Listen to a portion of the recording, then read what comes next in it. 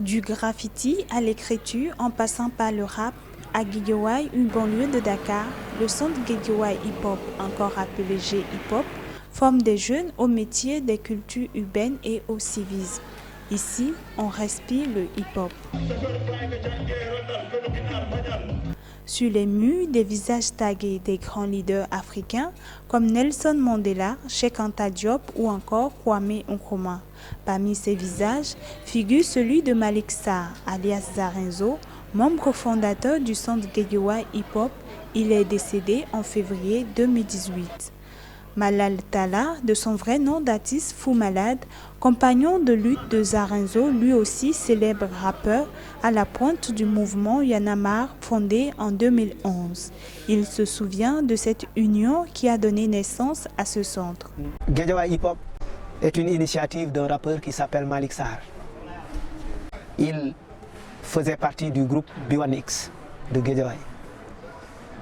Malick était un rappeur très engagé. Son groupe et mon groupe, le Bataillon Blindé, c'était deux groupes en rivalité profonde, qui ne s'aimaient pas du tout, qui ne s'acceptaient pas, qui en sont venus plusieurs fois aux mains, bagarre, quand on se rencontre dans un concert.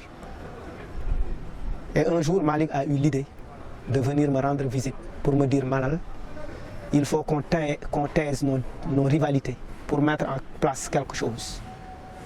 Un projet pour les jeunes, parce que il faut laisser quelque chose aux jeunes. Mais c'est beaucoup plus une passerelle, c'est un incubateur.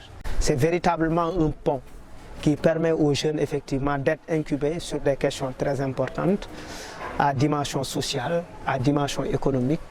Et ils sortent, après ils se débrouillent, ils créent leur propre emploi. Devenu l'un des principaux lieux culturels de la commune, le G-Hip-Hop accueille des jeunes du quartier ou des communes voisines. Pour la plupart âgés entre 18 et 25 ans, ils viennent assister à des concerts, des conférences ou participer à divers ateliers. Chacun des quelques 250 membres de ce centre s'étant acquitté de sa cotisation annuelle peut s'inscrire aux formations de son choix. Audiovisuel, rap, slam, danse ou encore photographie qui dure chacune 3 mois.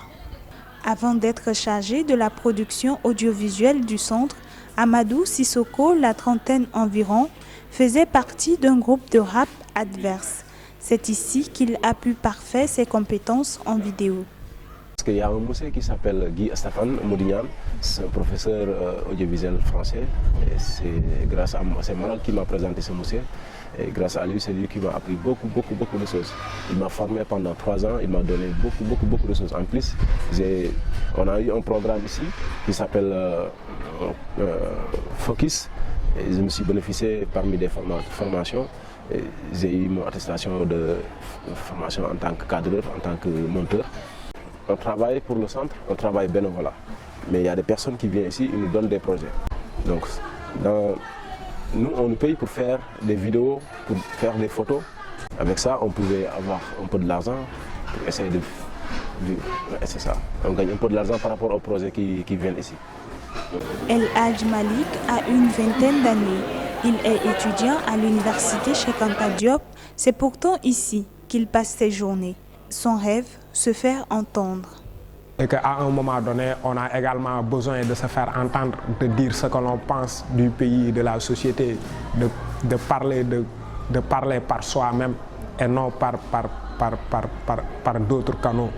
Et depuis que je commence à travailler ici, ça me permet d'élever ma voix, de dire ce que je pense. Parce qu'en fait, il y a par exemple le collectif Aar Lu Ñu Bokk, avec lequel j'ai eu à participer à des manifestations, et lors de ces manifestations-là, nous avons notre mot à dire. Il y a également le forum des jeunes de Banjul, de l'UNESCO, qui est organisé depuis la chute du régime de Jammeh en Gambie. Donc j'ai eu à participer à ce forum-là et que j'ai eu à rencontrer des jeunes Africains qui ont les mêmes préoccupations que moi. Donc ça devient intéressant nécessairement. Même satisfaction exprimée par Ibrahima, artiste, rappeur et vidéaste. Depuis ici, je vois que mon compétence améliore et voilà, je fais beaucoup d'ateliers Et en même temps, c'est à ce moment-là que j'ai décidé de faire l'audiovisuel. Je veux dire même que c'est le centre qui m'a inspiré de faire ça. Je peux filmer, je peux cadrer. En même temps, j'essaie de monter les vidéos et les touches photos et tout. Tous les après-midi, des groupes de jeunes des collèges voisines y viennent pour étudier et se distraire. Ils ne désirent pas être filmés, mais confient qu'ils trouvent ce lieu convivial, d'où la raison de leur présence ici à chaque sortie des cours.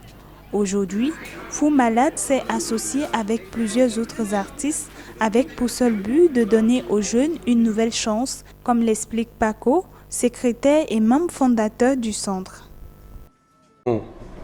Dans un endroit qui s'appelle la banlieue, et c'est un milieu très hostile, nous avons quelques fléaux, en l'occurrence la prostitution juvénile, donc les grossesses précoces, les phénomènes, n'est-ce pas, de la drogue et l'échec scolaire surtout.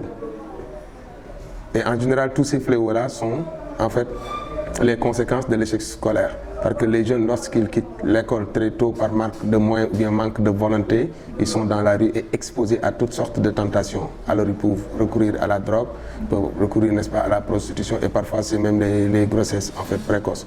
Donc le but de ce centre, c'est de donner à toutes ces personnes vulnérables une nouvelle chance, n'est-ce pas, dans la société. C'est une école alternative. Guéguéwa Hip Hop, c'est aussi la nature, les fruits, les légumes, les fleurs. Par les volontaires verts qui s'occupent du nettoyage, du recyclage des déchets plastiques, mais également enlèvent les ordures et plantent les arbres. Pas pour embellir, mais ils sont plutôt porteurs d'un message d'espoir envers les jeunes. On travaille sur les espaces, semer des arbres, partout on a des champs. Le but, c'est de faire une chose que les gens doivent faire tout le temps. C'est de créer des emplois, tout ça. C'est de créer des emplois, de faire aussi de la nature dans notre quartier. Parce qu'ici, il y en a plus de arbres, quoi. Des arbres, tous les arbres sont... Les gens n'arrêtent pas de couper les arbres.